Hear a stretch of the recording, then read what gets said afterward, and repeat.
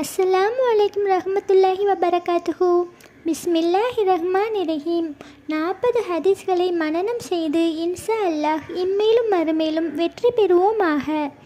ஆமீன் ஆமீன் யா ரப்பில் ஆலமீன்.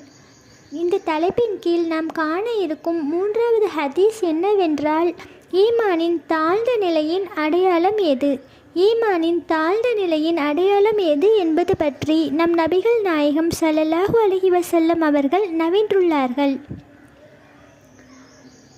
ஈமானின் 70 கிளைகள் உள்ளன. இதில் உயர்ந்தது லா இலாஹ இல்லல்லாஹு என்னும் கலிமாவாகும். இன்னும் அதில் மிகவும் குறைந்தது மனிதர்களுக்கு நோவினையை அளிக்கக்கூடிய வஸ்துக்களை நடைபாதையிலிருந்து அகற்றுவதாகும்.